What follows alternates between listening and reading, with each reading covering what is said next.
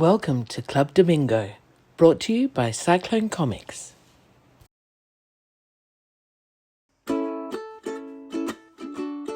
Happy birthday, Club Damingo. Happy birthday, Club Damingo. Happy birthday, Club Damingo. Happy birthday to us. How you doing? I'm good. Oh. Oh. Well done. Well done. Yeah. I couldn't find the candles. You got the balloons? Nice. So yeah, this is Oh, sorry, I freaked the cat out. Sorry, Rusty. Amory baked us the world's best banana cake. Oh, well, I love banana cake. For you and I, unfortunately, And yours a piece is in down the the mail, microphone. and there's actually a piece missing already. She took that piece to work. Yeah, it is the world's best banana cake, and that's why I just had to run downstairs because I forgot my spade. Ooh. I'm gonna eat the whole lot. Anyway, birthday balloon. Yay. It's so good. I'm actually not a cake eater, or I thought I was not a cake eater. And Amory would make a chocolate cake for the kids' birthdays, which they really love. They would eat it when they were kids. They would eat the the chocolate cake. This is our bad parenting. They would eat the chocolate cake for breakfast for like a week or two. That was their breakfast food. And it Well was so done. good. So yes, and Samuel still requests the chocolate cake for birthday. Right. And I never ate it. I don't really, didn't like it that much. And then she got this recipe for this banana cake, and it is so nice. It's got like a caramel icing on it, and so nice. That And she also, deserves to be on MasterChef. yeah, oh yeah, on the strength of one cake. No, she's a very good cook.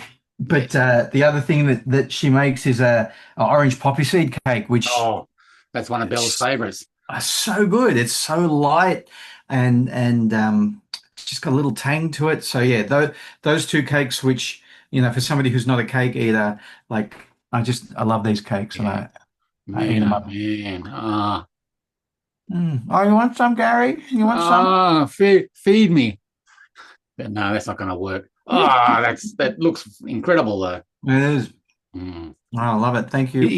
Is that recipe got nuts in it, like the walnut? Yeah, Yeah. yeah. Is that okay with you? Yeah, no, it's fine. Yeah. Yeah. No, it's got walnuts in it. It's usually the excuse she uses for glass, when there's like three bananas sitting there that are going off and I go, oh, it looks like it's time for a banana cake. She says, I got no walnuts. I've got no walnuts. Yeah, the overripe bananas, they never get thrown out. Like never get thrown out. Yes. Very nice. That crusty bit on the side there looks lovely. Yeah, I'm going to save it to last. Yeah, anyway. Okay. So 52 episodes down, did you think we'd get this far? Yeah. Oh, okay. Did you think that we'd miss a week? Yeah, I did. And we didn't. But we didn't. 52 unmissed weeks. How did we manage that? I don't think I've even been unwell in that 52 weeks. I was trying to think if I ever been. I felt like I had to do the show even though I didn't feel too well. I'm going, I think I might have been like healthy for the last 12 months. But you're right. It hasn't been an effort. It hasn't been an effort. And that's what's been surprising. So, in thinking about what we should talk about for our special birthday episode, I was thinking maybe we shouldn't put some effort into doing an anniversary show. We just wrap it on like we usually do. Exactly. Yeah, Anne-Marie's the one who put the effort in, not me. Nom. Yeah. Well, sounds good. Good plan. Okay. What do you want to start off with? Well, what about last week? Yeah, last week. Yeah. Well, I talked about Cucumgillicon. Yes. A little bit of typography to correct for the next time you put it in a graphic. The C on con in the middle of the word is a capital C. Cucumgillicon with a capital C. But didn't I type it all in capitals? No, I wouldn't have. I don't think so. I, Otherwise, I wouldn't be think asking. I think all those words down the right-hand side of the graphic is all in caps. Well, it must have been in the social media Oh, post. and social media. Yeah, okay. Yeah. No. Yes. Noted. Okay. Con with a big C. That's a big con. Yeah, that's right. So we talked about that last week. For the kiddies who are home, who might not have had a day off school, so they couldn't watch us do the show. I've come up with this cockamamie idea that I would like to tour the Greener Pastures short film around Australia next year, 2027. After it's done its proper film festival circuit, which is very important to us to see if we can get into some film festivals.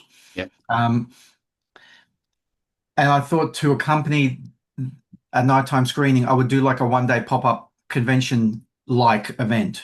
Not an actual convention, because it's going to be mostly just me or Greener Pastures.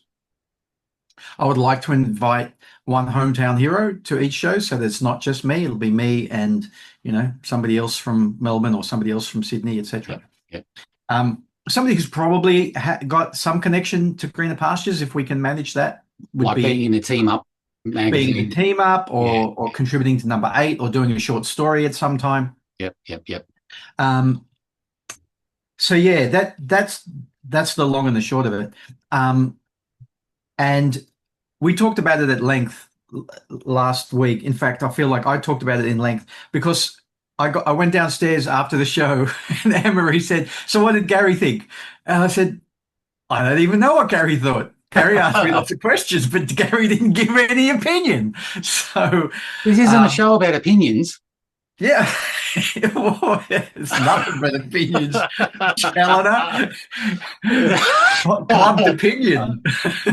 We have all of our opinions before we press record, and after we press record.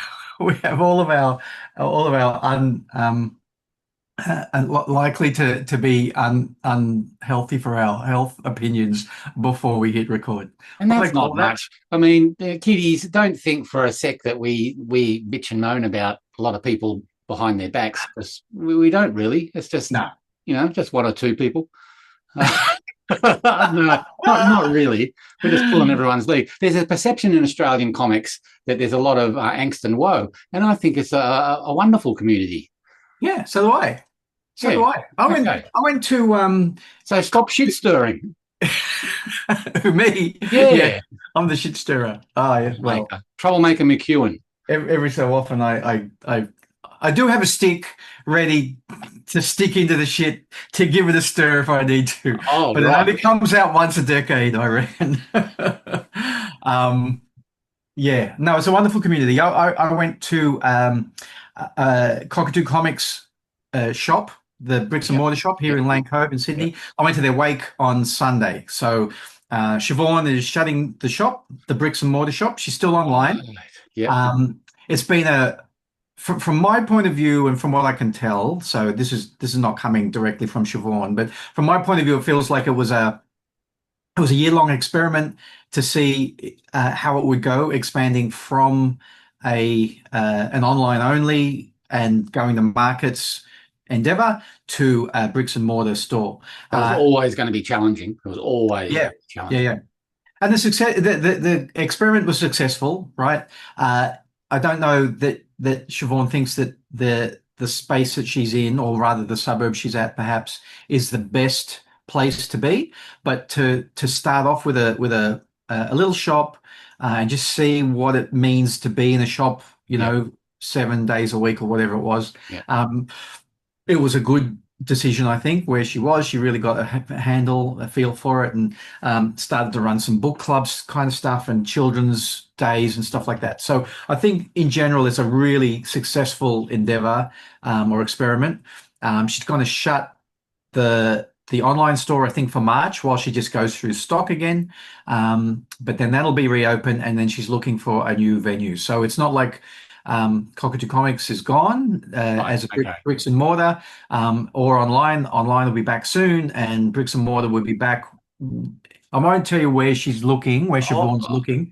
But I was about to say something along those lines, but if you want me to keep my mouth shut, I will. Do you know? or I just heard whispers on the Facebook wind. Right. I don't know that Sean wants that out there yet. So Okay, rightio. I wouldn't say. But I'm excited to hear of where she'll be plonking the Cockatoo Comics flag. Upper Combukta West. That's right. You had a couple of Hey Hey It's Saturday subliminal messages lately. Last week you called me Mrs. McGillicuddy. She's from Upper Combukta West. Yeah, that's right. Yeah. Oh my God. People are dumb where I come from. That's right. Oh my God. Really, like how many of the kiddies at home actually have ever watched Hey Hey It's That Day? I don't know. That's Email us on clubdamingo@cyclonecomics.com.au. and we'll tell you all about it. Anyway, Cucum Gillicon with a big C. There we go. Is that what we were talking about? We were. Not Mrs. McGillicuddy. So you've given the basic rundown of what the idea was that you put forward, and you are open to all kinds of feedback and ideas from the listeners. Yeah. And I do want people to talk to me and talk at me and just, what they think about the concept, because what about talking over you. Even like do that. Go. Okay, talk over. I think it's a really stupid idea. Keep on talking. I think it's a really stupid idea. I think that what we should anyway, because it sprung fully formed out of my head, looking at like at what little indie conventions used to be like, mostly in the States. The other thing which I didn't mention last week, I forgot to say, there were two touchstones, and I talked about the one PetuniaCon, which was rotated around Cerebus, even though it was a reasonably large convention, really like an indie con. Yeah. With lots of creators, both indie and mainstream. But the other touchstone for me is what Ben Templesmith has done in the past at San Diego Comic-Con. So Ben Templesmith, expat Australian, most well known for 30 Days of Night, but also has done lots of other really groovy stuff. Yeah, like Morton Stone, Undertaker. Oh, that's right. He's done stuff for you. Yeah. Another Western Australian, right? Yeah. So I read a story once that Ben was telling, where at San Diego Comic-Con, because it's so huge and so hard to cut through, to be noticed, that him and his mates, so a little, I guess, like a little proto studio sort of thing. And this is a few years ago. I don't know if he's still mates with all of these people or how it's evolved. But they would, instead of taking a table or a booth on the actual Comic-Con floor in the convention center, they would get they would stake a claim in a local bar or pub, and just in a corner and grab some tables and basically run a little mini con of their own there. And I thought that's such a cool idea. So you no door charge, no door charge. You just come and you can sit with Ben and the other artists there, and all the stuff is there to buy, and you just bring your stuff and get signed. And they're doing sketches and drawings like they would at their table anyway, and they've got all of their prints for sale, all of that, and it's like, it's relaxed. They get to drink all day if that's what you're into. They're surrounded by comic fans and readers that are going to go into the con. Exactly, because the town is taken over by comic book fans. Very guerrilla or subversive. It's a brilliant idea. Yeah, and I love that idea. So it's those two things. I'm thinking, take back the power, and put on your own little show. And I really feel like that's the one aspect of what I'm trying to do, that even though I make that part of the pitch, people don't. I think people let that go over their head, because I've talked to a couple of people about it, and they've said, so which conventions do you want to hook up with, or you need to get like a distribution thing happening for the film? And I'm going, no, I don't want to be beholden to the distribution system or what the convention is going to tell me they will or won't do for me. Yeah. I want to put on my own thing. Yep. And again, this is like Siobhan's shop. It's an experiment. I'm not expecting to walk out with like thousands of dollars. In fact, probably likely to lose money, at least on the comics side. I'd love the ticketing of the film. The film won't be free to view. It'll be a ticketed session. I'd love for that cost to be covered by the tickets. And then, I mean, there's transport and accommodation, which are the expensive parts of it, as well as if I do end up, what do you call it, hiring venue for, a half day from midday onwards or something to put on a little event, there'll be a cost there most of the time. Let's have a bolt of lightning. Cucum GorillaCon. That's amazing. If only my character was a gorilla from Cucumgilliga. Oh my God, the gorilla from Cucumgilliga. There's a story right there. Write it down. I'm making a note right now. Where are my pencil? Yeah. Geez, that's how creativity works. Spark. Yes. I've actually got two gorilla stories in the works for team up. I've got Knockaround Guy. I can never remember if it's Knockaround or Knockabout. Knockaround Guy and from Tim Styles and Captain Congo. Oh, nice. So yeah. You can do one using Urchak if you want. Yeah, because you own Urchak, do you? Well, no, I'll just have him sitting in a glass cabinet in the corner. All stuffed and mounted. Have a story work around him where he's a protagonist or antagonist, but he doesn't move. He's still frozen all the story. Someone bumps into the glass cabinet and it falls over and kills someone else. And anyway, I'll leave that to you and your creative brain. Urchak. Which one was Urchak? Was he the military guy or the leader or the science guy? The insane leader guy who had the big scar down his face. Yeah. That's it. Yeah. That's from the Planet of the Apes series that I did many moons ago, Littlies, if you want to know. Who remembers Urchak? But anyway. Yeah, I do. It's such a great series. I've got all of those, and they'll never be reprinted, will it? I bet you it'll never be reprinted. So well, no. You could do some guerrilla publishing. That's exactly what I was going to say. Guerrilla publishing. Yes. Yeah. Publish your gorillas via guerrilla publishing. Yeah, I'll have to have a chat to someone with a print machine. Anyway, Cucum GorillaCon. It's hard enough to remember the name as it is for those that are not. Cucumgillicon. Cucumgillicon, because Trevor's from Cucumgilliga, Central West New South Wales. So that's the premise. What's the update? Well, there's no updates other than a couple of people wrote to me. Did you get any mail that you didn't send on? Because I got no. So Nat Carmichael and David Bird wrote to me, and a couple of people messaged me online. But and mostly saying you're not crazy. This could work, but like it depends on what success means is probably the main thing that the people which is exactly what. Yeah, where I'm coming from anyway.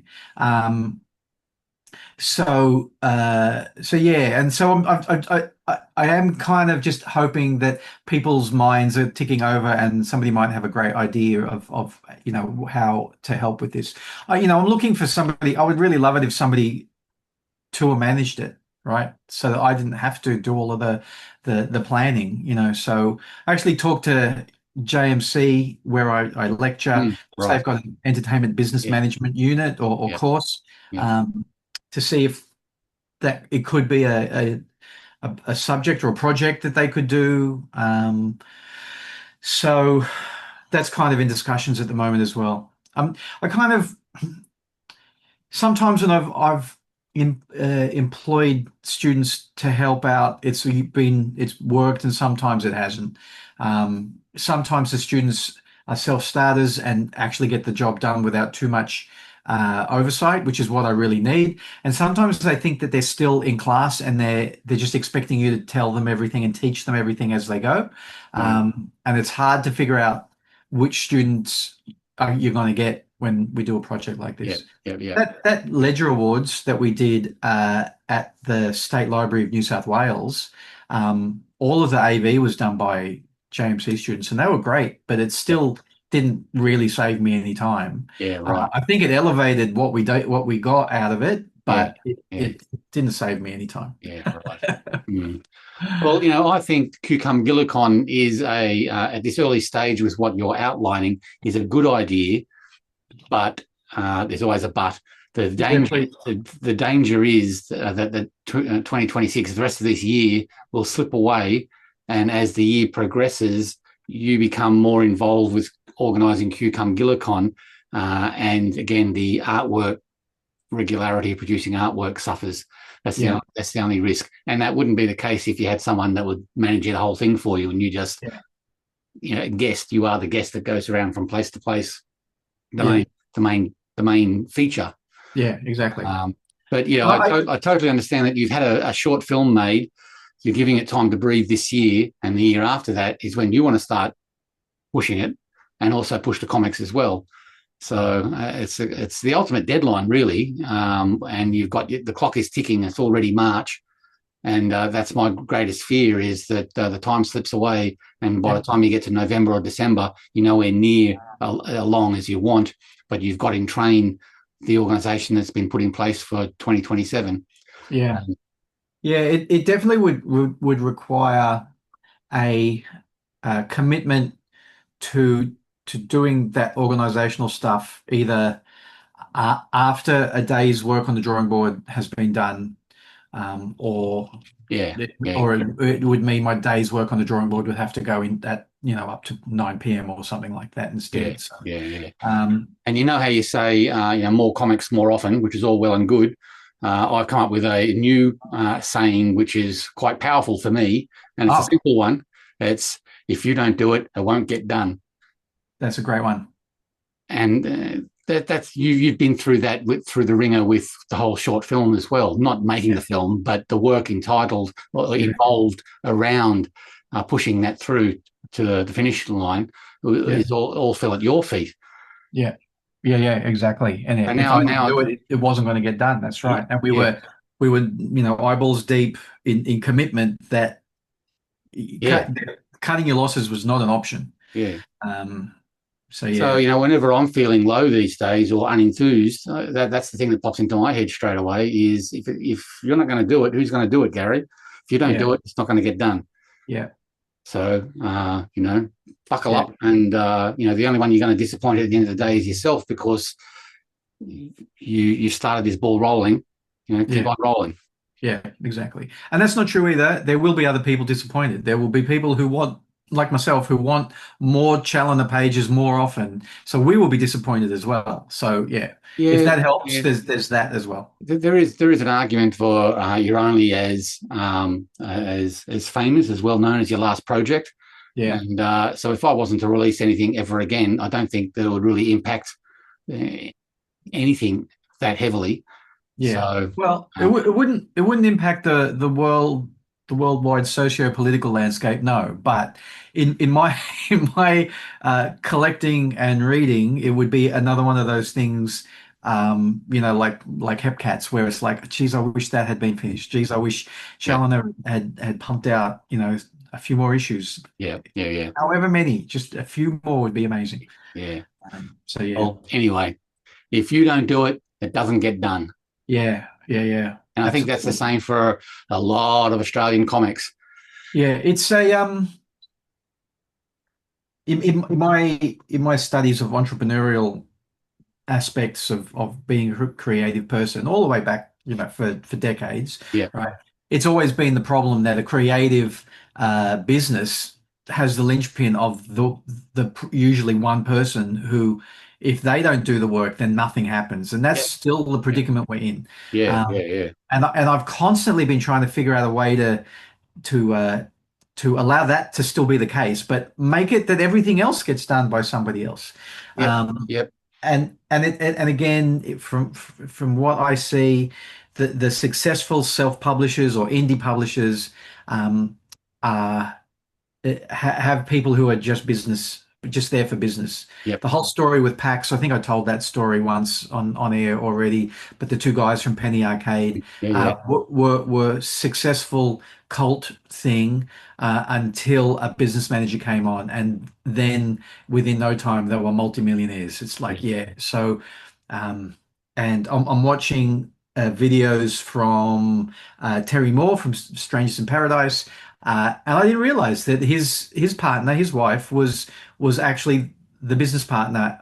And sometimes I think and I could be getting it wrong, but I feel like he refers to her, Robin, as the publisher. Like sometimes, like Right. he's the Yeah. artist and she's the publisher, and it's like so she is actually like going to the warehouse and organizing the conventions and talking to the printers and organizing Diamond, etc. Yep. Okay, well, that's exactly what Terry Moore needs so that he can just stay and draw the whole time. Yep.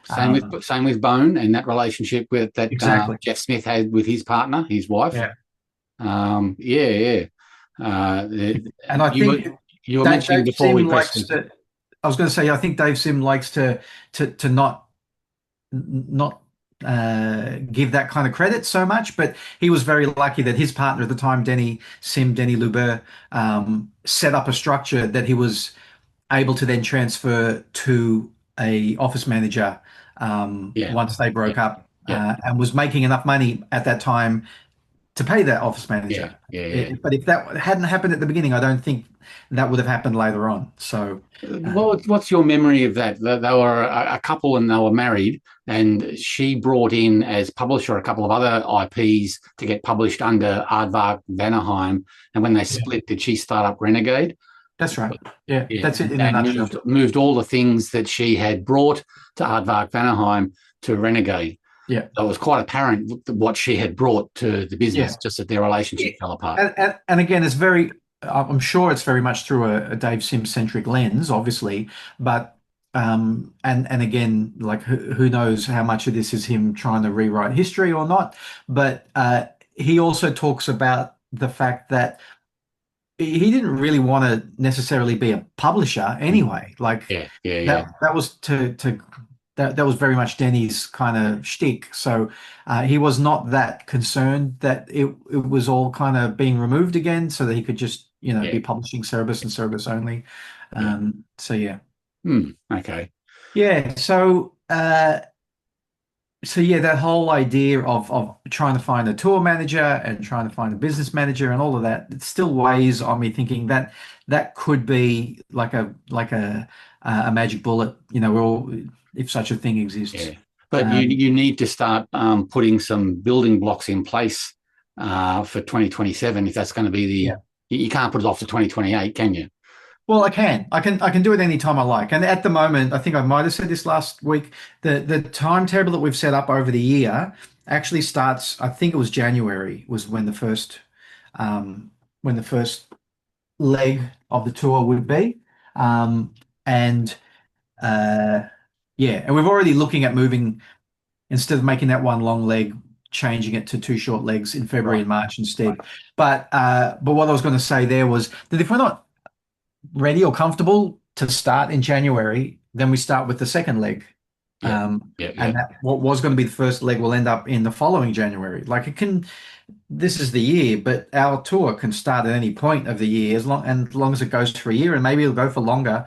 What I said again, we're concentrating on the big cities, the capital cities, but I'm sure that I would get much more help in the regionals, from the regional towns. And somebody's already said that to me as well. If you went to this town, and this town, they'd throw open the doors and give you a grant. So I'm kind of, there's all of that as well. This is why sometimes I think I should get a publisher, because the publisher, I'd say, here, I'm thinking of this, go and organize it, sort of thing. But look at the demeanor change on Chaloner when I say publisher. But that just gives them power to poo-poo the idea and to deconstruct the idea and to undermine the idea, and to basically, if you don't do what they want, they're the publisher, you lose control. Yeah, and I'm doing it for control. Yeah. Yes, and we were talking before we pressed record this morning about you blocking out life so that you just have regular time behind the drawing board each day, Monday to Friday, or whatever you blocked in, because you've got your teaching assignments and stuff. Yeah. But how important that is. Exactly.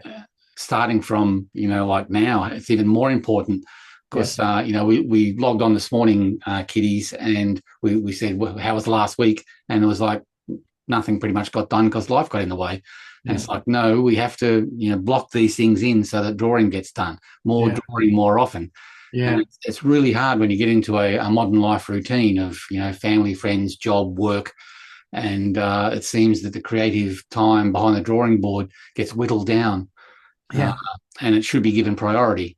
Yeah. And that's a hard thing to change a mindset where you've developed perhaps bad habits, but also Yeah. perhaps you lead a busy life, and you've got to be able to wedge this time in, and it becomes the priority instead of oh, I've got a couple of spare hours. I think I might sit down Yeah. and doodle for a while. Yeah. And it's definitely habit. It's all about making it habitual, and that will create the momentum, which is a term that you used very often for a Yeah. while there. It's Yeah. you create the momentum via the habit. Um, yeah, I'm pretty sure the most uh, um, productive period I ever had was when I was working full time. So the most productive period I've had with my comics was when I was working full time at a pre-press joint, and we'd either start very early, like I'd start with a 7 o'clock shift or something like Yeah. that, Right. Yep. or I'd start with a 4 o'clock shift. And you do one or the other for 2 weeks and then swap to the other one. Right. And when I was doing the afternoon shift, I would continue to wake up like at a proper time, like 6 a.m. or whatever. And I would draw until midday and then go like crazy to make sure I got to work in time. So it must have been like a 1 o'clock start, a 1 or 2 o'clock start. Because my memory is that I would draw till midday or one or something, have some lunch and then go. Yeah. And I was just burning through Yeah. pages Yeah. Yeah. and still working full time in the evenings. There was definitely that period where it was the evening shift where I was getting more work done in the morning. Yeah. I felt like when I was at work, when I got to work, I felt like it was 9 a.m. as well. It wasn't like I felt like I was doing two shifts, Yeah. Right. which is Yeah. That's basically what it interesting. was. That's interesting. Yeah. Yeah. Yeah. And uh, that was probably 20 years ago, so I was a much younger man.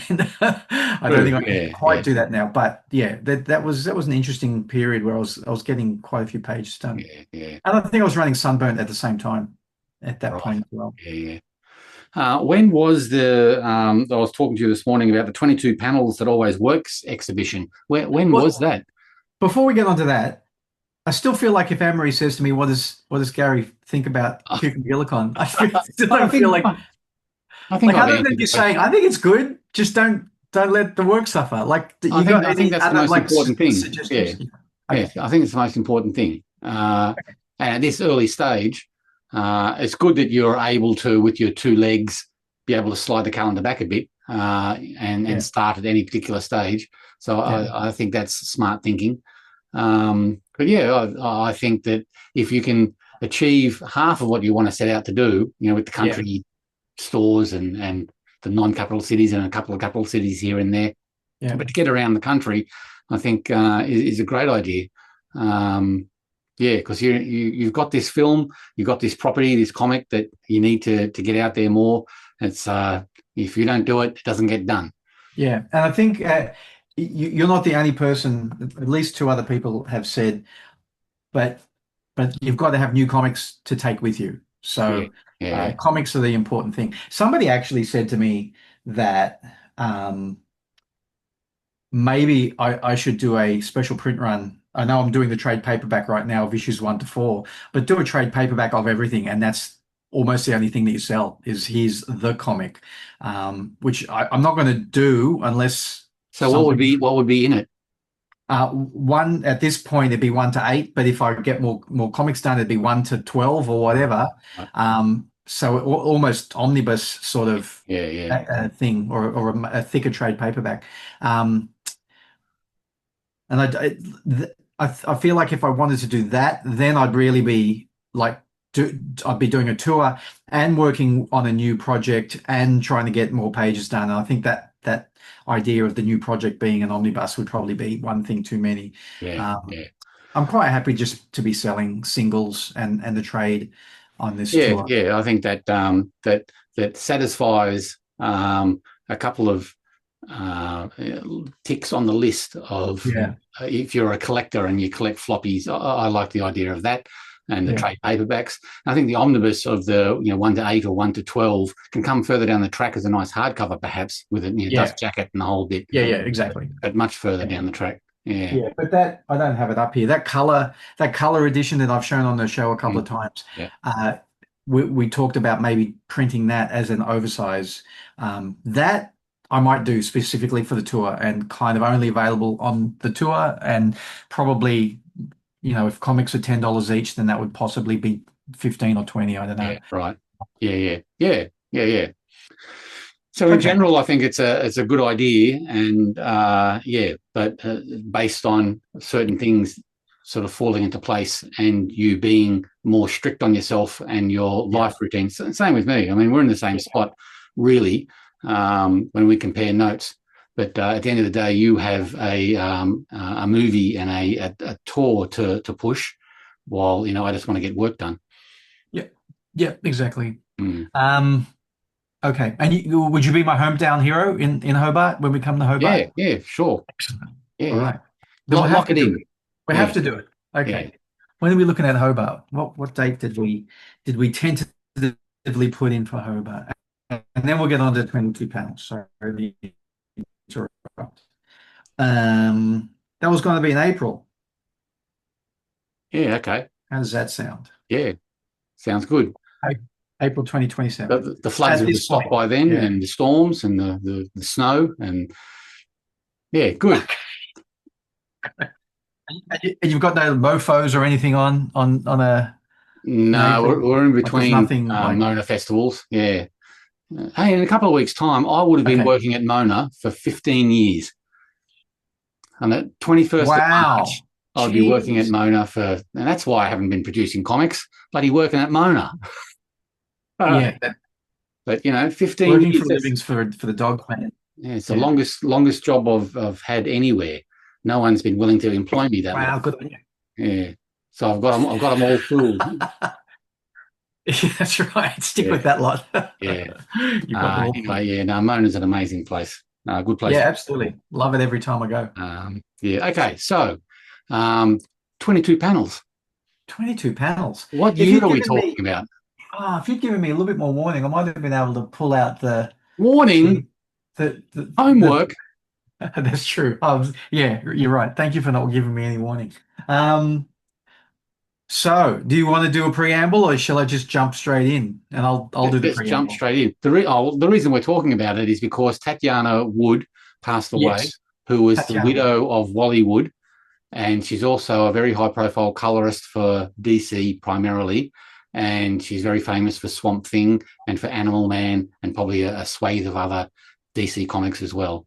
Yeah. She passed away a couple of days ago, and it came to my attention that there was a comment on Facebook about this 22 panels that Wally Wood had scribbled down on a piece of paper that has become quite famous, that they're 22 visual panels that if you implement them in your story, that they'll always work to get you out of not producing boring pages and progressing the story and still be visually interesting.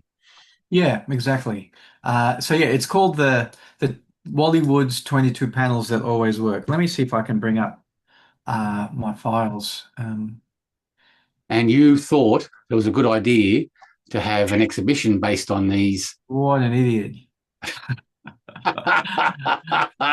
So yeah, the 22 panels that always work by Wally Wood are pretty legendary in comics, and I think that its notoriety and people's knowledge of it kind of comes and goes a little bit. Right. And there will be a period at some point again on social media where somebody will say, "I've just drawn up my version of 22 panels that always work," and they find an image of the actual piece of art that is the image, and they'll redraw each of those things, which is like close up and panel within panel and reflection and silhouette and borderless panel, silhouette, etc.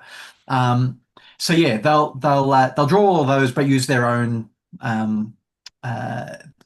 characters and draw it in their own style, and so yeah, the 22 panels that always work. And the interesting thing is that there was actually more than 22 panels. But it's only 22 panels that have survived. So yeah, Wally Wood sketched them down on shitty pieces of paper, and cut them all out and stuck them down on a piece of board. And some of them are still there and some of them are not. And so it was more than 22, right? But then, who's the DC writer editor who's famous for G.I. Joe?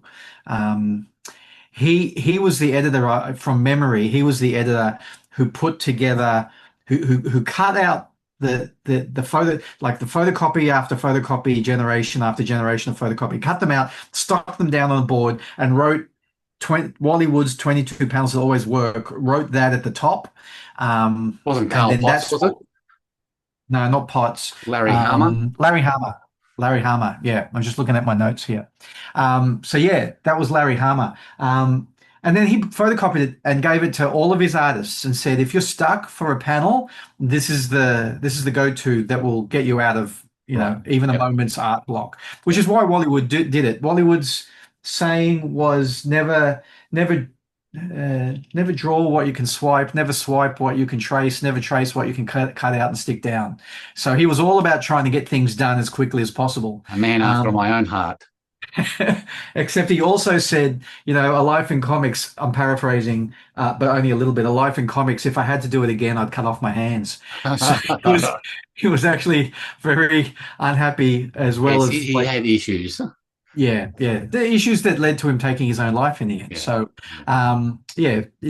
which is sad because he was one of our greatest practitioners. Yeah. But yeah, that's where the idea of him writing down all of these things that work every time. If you're stuck for a panel, here's a cool, groovy one that will work in the middle of your page. The borderless panel in the middle of the page works great. So I think Sam still has it above my son Samuel has still got it above his drawing board, a printout of it. And a lot of cartoonists, animators, comic book artists have it in their top drawer, etc. Yep.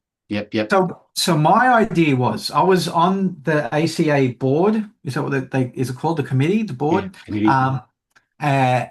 And my idea for being there for 2 years was to try to get comics happening in the ACA more than just editorial and caricature, a gag, etc. Comic book representation. Comic book representation. So I came up with the idea to do an exhibition where I would take 22 current members of the ACA, the Australian Cartoonists Association, 22 current members who were also well known for doing comics. So you mustn't have been a member at that point, because otherwise you would have been involved. And I had to fudge a couple of them as it was, because it was hard to find 22 members who were actually very comic related, sequential art related. And each one of them got a random one of the 22 panels to recreate any way that they wanted. And some people took a panel that they actually already had existing and said, here's an example of, borderless, blah, blah, blah. Some people drew something from scratch. In fact, most people drew something from scratch. And then we exhibited the whole thing, so that they either had to be, if you're doing digital, it had to be a printout, or you gave me the original work. And we did an exhibition at Kinnicunya in the Wedge Gallery there. Right, so I hired that. There is money from the ACA, right? So the ACA has money, or at the time, they would have money put aside to help bankroll these kind of endeavors. But my part of what I wanted to do really was to make sure that it came out at a profit. Yep. So I told the artist, you can sell your work and you keep X amount percentage. X amount percentage has to go to the Wedge Gallery because that is part of the deal there. And another X percentage goes back to the ACA. And we had like a thing on the wall that talked about the ACA, and a thing on the wall that talked about 22 panels that always worked. And we had flyers for the ACA, and we produced a program, which we also sold, where we reproduced all of the artwork. Mm-hmm. I talked about this just the other day at the Cockatoo Comics Wake, because somebody brought up an adjacent subject. Right. So this was in 2014. I'm just looking at the dates. Wow, it's well over 10 years ago I did this now. My plan was to do it every year, and then, after the first year, open it up to either non-ACA members and or members of the ACA who don't do comics, and to maybe even either do 22 panels or 22 more panels or something like that, or come up with a 23rd panel and like expand on it every year and go 24 panels and 25 panels. And um, but there were two.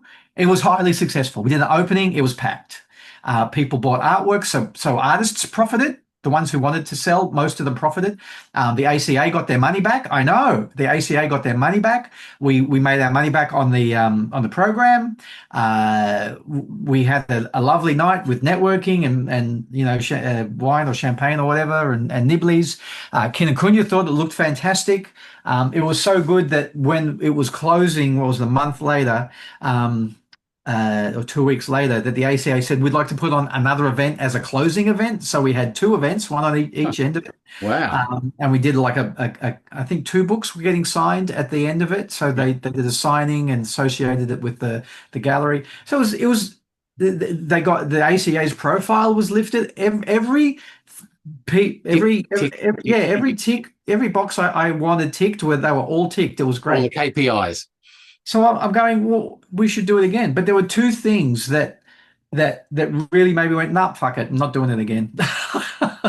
One of them was that somebody complained that it wasn't open. This is the first time I've said this publicly, that it wasn't open slather. Why couldn't everybody in the ACA be in it? We should have had everybody. And I'm going, because it's about comics and you don't all make comics, and because I'm trying to keep it contained to 22 panels so that I can handle what's going on. I had everything like professionally framed and everything like that. It looked incredible. Like it was a lot of work. Yeah. And to keep it contained and to keep the thematic aspect of it correct or true, and I'm going. Did this complaint come after the exhibition? Yeah. Yeah, of course. Even though it was successful, there was still a complaint of why wasn't I involved? I go, well, if you kept your mouth shut, you probably would have been next year. Yeah, yeah, exactly. But somebody's just again lost 3 months of their creative time, to put this on for the benefit of the community, and in this case, the association and comics in general, and I got that instead. But what you're talking about is that at one point I can't remember whether or not I made contact or whether they just saw it on social media. I can't remember. But at one point, the Wollywood estate contacted me and said, cease and desist.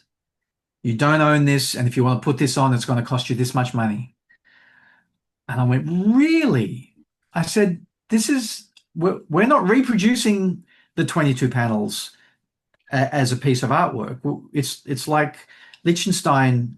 It's not even like Liechtenstein reproducing a panel. It's like well be past that. Yeah. Everybody's drawing. Some people, like one of the pieces we bought was that one of the panels is a newspaper headline. Right, that's a way to get some exposition out. Right, so somebody did like a newspaper headline, but then folded it into that origami swan. That is for people. No, yeah, that's right. Not a chatterbox. And then flattened it and put that under glass. And it was really like that's what I was really looking for was people who were just taking the theme and pushing it well outside of even a piece of cartooning or comics. Yeah.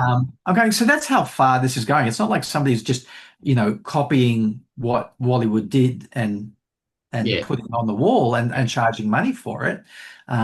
Even though Wollywood would do that. Don't draw what you can swipe. Don't swipe what you can cut out and paste down.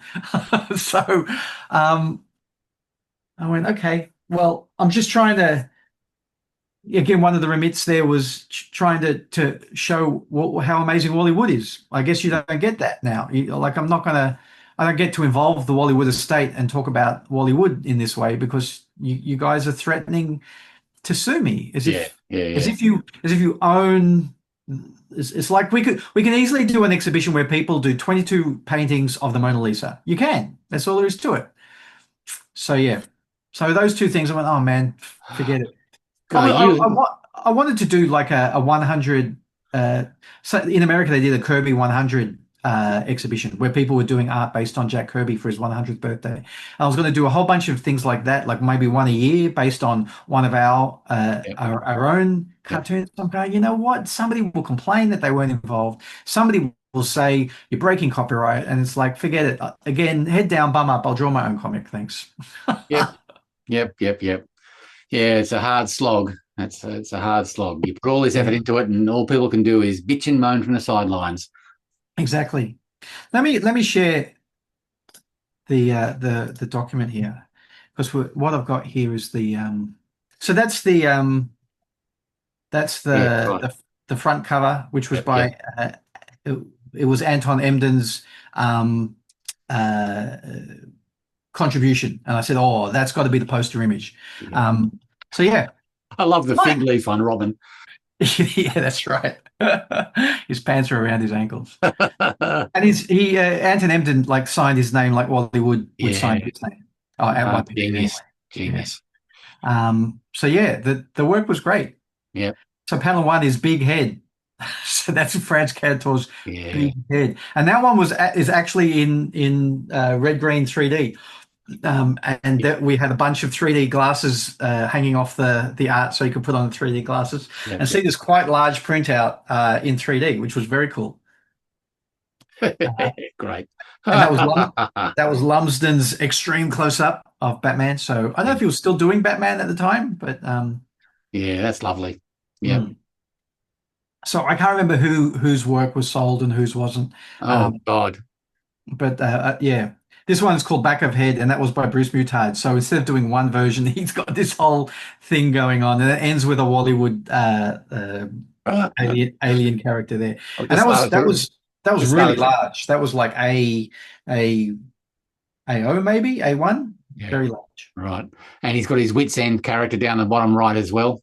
Yeah, that's it. Wits end. Yeah, yeah, that's what the character's saying. I don't know. I'm at my wits end. Yeah. That was me. Ah, Profile, no background. yeah. That actually looks like you too. Yeah, thanks. Supposed to. Jules Faber. I'm going to go through them pretty quickly. I'm not going to, like, because there's 22 of them. We'll be here for 22 more minutes. Glenn Lelivre. Don't know if I'm Nice. Yeah. pronouncing that right. Yeah. Um, Phil Judd Yep. and Roger Fletcher. Right. That's nice. And there's Anton Ebdens. Yep. Full fig. See, full figure on the 22 panels. Yep. Photocopy it just says full fig. Hmm. So that's probably where the fig leaf comes from. Hayden Fryer, Nice. First Dog on the Moon. Yeah. Oh, Rob Feldman. This one I had to photograph out in the backyard because it was a huge oils painting or probably Right. acrylic, like Okay. it was a really Yeah. big painting. That one sold really quickly. It's a beautiful big format thing. Dean Rankin doing downshot cast shadows. Wow. That's amazing. Yeah. And that again, that was very large format digital print. Yep. Daniel Tribe, Yep. Nice L one. Shape, David Follett. So that's a Bollywood homage there as well from one of his Yeah. science fiction covers, I think. Can I keep it? Yeah, that's right. Can I keep it? David Blumenstein always taking whatever chance he has to do a political statement as well, which is great. Yeah. Oh, Christopher Downs, he's sold in no time as well, I think.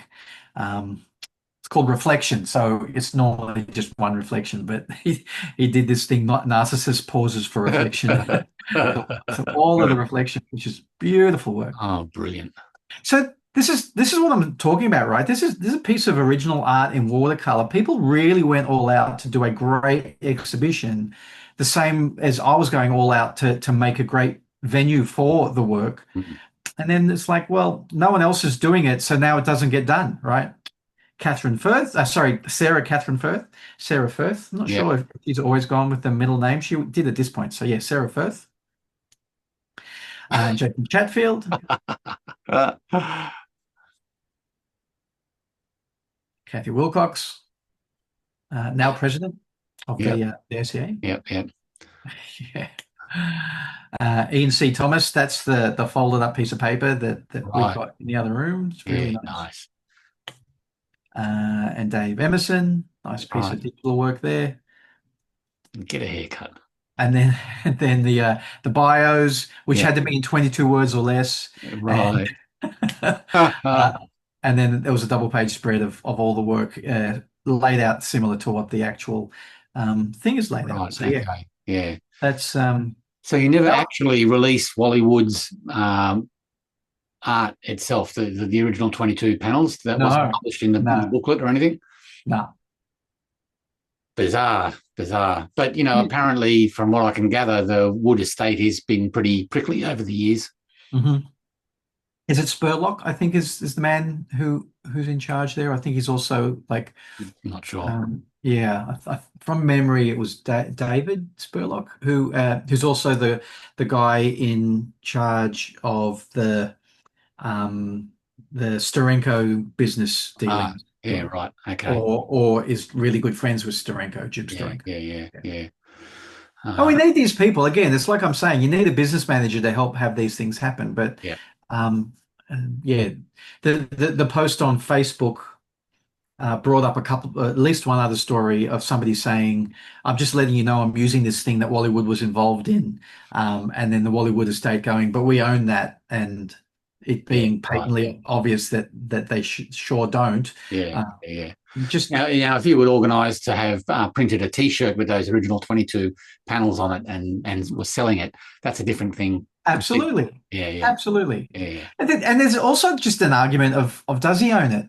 Like it would have to go to court because it was reproduced maybe 100, maybe more times by Larry Harmer as a photocopy. Yeah. You know, Plus, social media and its life on social media. Oh my God, yes. Yeah. But did Larry ask him to do it? And therefore it belongs to Marvel because it was an editorial tool that Marvel were using. Yeah, that's right. Yeah. Who knows? It's like that would all have to go to court. But instead of just understanding that there's probably no money in it for anyone anyway, and figuring out a way to share it around that might actually be profitable for you, as well as good for the comics making as an art form and a community. And you're treating the whole thing with a hell of a lot of respect as well. Absolutely, yeah. So no reputation was harmed during the making of this exhibition. That's right, exactly. Yeah. Yeah. Oh, it was good seeing that artwork though. It's good for the show. Yeah, well done. Lots of good names there and some wonderful stuff.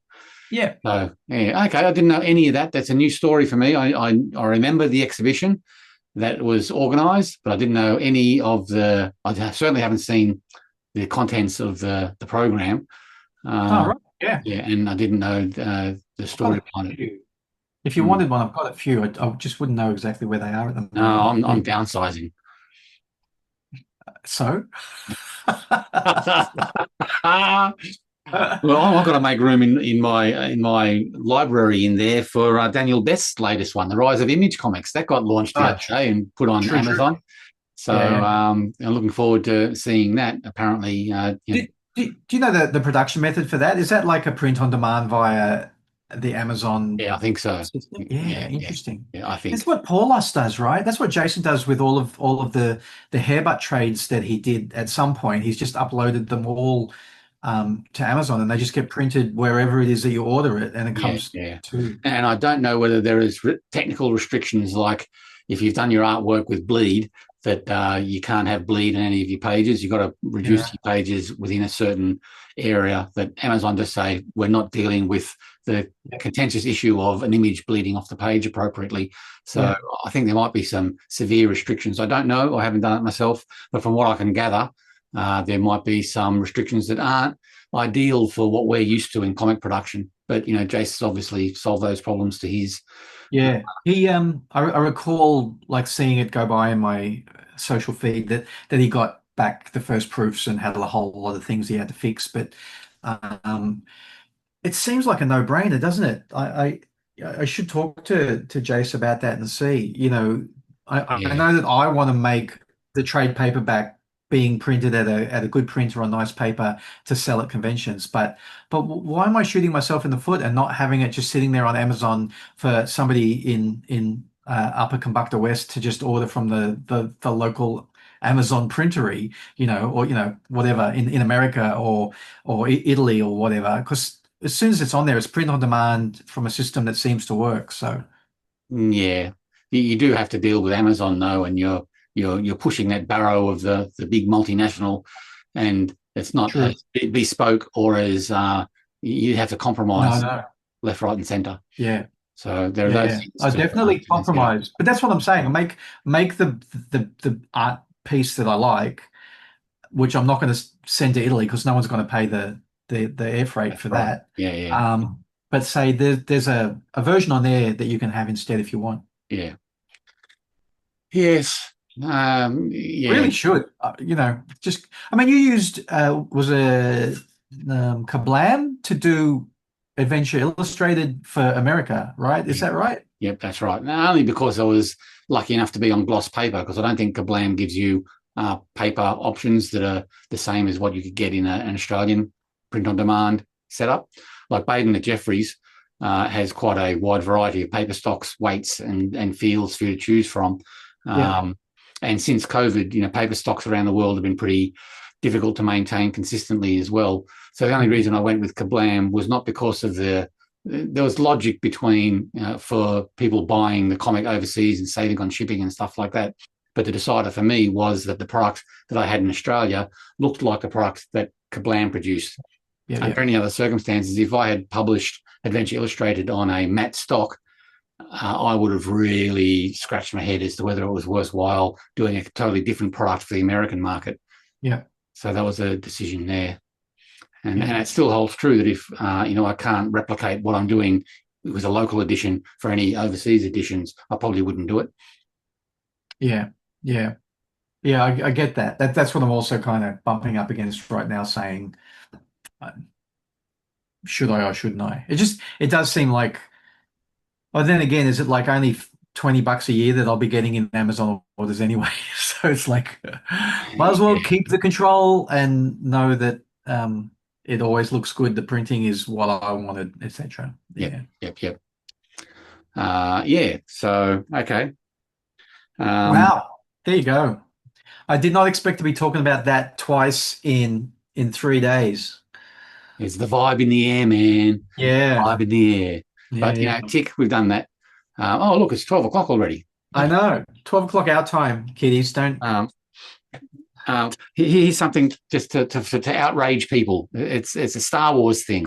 Are you into Star Wars at all? Not overly, no. Neither am I. But as observing the pulp culture impact of the Star Wars films and TV series and all the associated things to do with Star Wars, I think the biggest problem with the Star Wars franchise is The Empire Strikes Back. Which Talk about unpopular opinions. You should have said that before you hit record. It's like all the other shit stirring we did before. I know everyone sort of put their hands up that Empire is probably the best of the whole lot and blah, blah, blah, blah, blah. But what it did was introduce these continuity things that the first movie didn't have. The first movie was I agree totally. It wasn't a good film, but Star Wars was a freestanding, nice science fiction, fantasy, adventure film. Yeah. The problem started with everything that Empire introduced. Yeah, absolutely. And it was a good film. Star Wars, A New Hope, Star Wars at the time, was a good film. It was exactly exactly what it should have been. It was amazing, which is the reason why it took off so well. But but no, I totally agree with you that all of this stuff that real Star Wars. I'm trying to think of a word that doesn't sound as degrading as sycophants, but people who really love Star Wars and are fully engrossed with everything. They go, Lucas was a genius. He was, all of this stuff he was writing. I'm going, he didn't think of any of that shit when he wrote Star Wars. Yeah. Somebody said, we have to make another because there's money here. And he went, okay, what will I do? Oh, they'll be brother and sister and that'll be the blah, blah. And, the only one that I really think would be good on a shelf next to Star Wars would be Rogue One, the prequel movie. Yeah. Yeah. That was a very good movie too. Yeah, it was. But everything else just gets dragged and it begins the whole process of being dragged down in continuity and bad ideas. because And they've already once burnt all the continuity to the ground already. Everything that was absolutely sacred continuity, all of the books and novels and blah blah blah that is in continuity. At one point, I think it was when Disney took over, right? When Disney took over, they said none of that is continuity anymore. It all starts again. It's only the first 9 films and the stuff that we're doing now. And like that was an outrage, which I totally get, because your fans get really invested. Yep. And more power to a Star Wars fan that sees everything and watches everything and loves the characters and all that kind of stuff. But for me, standing on the outside of that fandom, Empire was the problem film for me. It was half film because it had such a downer ending. Yeah. So it started the process of sequels rolling into other sequels. Yeah. And it didn't stand on its own 2 feet, and it introduced just all that weight of Darth Vader and Obi-Wan Kenobi and the backstory, which started just to become so convoluted. And there you have it. Yeah. So I mean, that's really interesting, because you said, are you into Star Wars, Tim? And I'm not really. I haven't watched The Mandalorian. I couldn't even tell you what the last movie was that came out that was Star Wars related. I watched the 3 trilogies, and Rogue and Solo.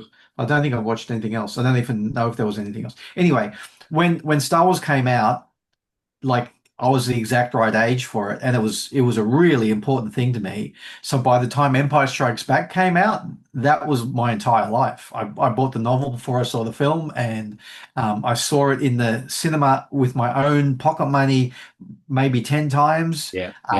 I was buying the action figures every time there was just enough money in my pocket money. I would go and buy another action figure or model or something. I had the comics, and I had honestly, I had the bed sheets and the and the pillowcase, and like it was everything. Posters on the wall. And the Darth Vader CPAP machine. That's right, exactly. And so I totally get the nostalgia. You start talking about Empire Strikes Back, and I start getting the flashes of Cloud City and Luke getting his hand cut off. Sorry, spoilers, everybody. And all of that stuff. And I go, man, actually, I might watch them again, because but only for nostalgia. Like, I'm not going to watch The Mandalorian because Boba Fett was a bit character in Empire Strikes Back. And then they built him up to be something incredible. And So, but I get it. I mean, it's a pretty cool universe, but I get it as well. I'm not dissing anything. It's just a personal opinion that it started to go downhill with Empire, which is sad, because you want to know how good a writer George Lucas is. When I was fully into The Empire Strikes Back, I actually, because I was writing comic book stories, like on a typewriter. I would write, an Iron Man story or whatever. And then when Empire Strikes Back came out, instead of writing my superhero stuff, I wrote the next episode, the third part of the trilogy. Right. And the amount of stuff that I got that was exactly what George wrote was a bit embarrassing for George, I'd say. And this was like what would I have been, a 13 or 14-year-old? Wow, yeah. We'll have a second Death Star. And if you look at the 14-year-old writing this, you go, oh, well, who? That's not a good idea. We've already done the Death Star. Oh, look what they're doing. And then they did it again for the final 3. They brought a bigger Death Star. See, the problem that happened with Star Wars didn't happen with Indiana Jones, because they're freestanding films sure, they're a series of adventures, but they're pretty much cut and dry, A, B, C. You can go in and see Last Crusade. They've got their own issues with continuity as well, though. Oh, yeah, for sure. Like Raiders of the Lost Ark, which is the first one we saw, which is such an incredible film. It's amazing. Then they did a prequel as the sequel, and in Raiders of the Lost Ark, he's going, oh, magic doesn't exist. I've never heard of this before. And yet in the prequel, he watches a man pull a beating heart out of someone's chest, and it's like. So I'm already, like, even at the age of whatever I was when that came out, I was already going, oh. But you said, yeah, that's right. That doesn't make sense. Yeah, exactly. Yeah. Anyway, Have you ever read talking? I know we're probably getting close to the hour mark. Are we already? yeah, we're way over. Way Okay. over. I was going to say, have you ever read the transcript of the Indiana Jones story meeting where No. Lucas was briefing the script writer, the person who did the screenplay, and I'm sorry I can't remember that man's name because that's a shame because a lot of the reason why the film is so good is because he wrote it. Well, not From Lawrence Kasdan. I can't remember. Yeah, I can't anyway, remember. onwards. Yeah. So Lucas was briefing the screenwriter, and Spielberg was in the room, and and there was a tape recorder, right? So Lucas didn't have the whole story. He was just kind of talking bits and pieces and saying this kind of happens, and we want this to happen, and so it's really worth reading to see how much of it is Lucas's love of pulp and adventure and stuff like that, but also just the idea of having set pieces and cool plot ideas, but not really a full plot and all of that. Yeah. And then also to see when he's like it's maybe three times during the meeting when Spielberg speaks up and says, "How about?" and he says something, and you go, "Well, shit! If you hadn't have said that, that film would have been terrible."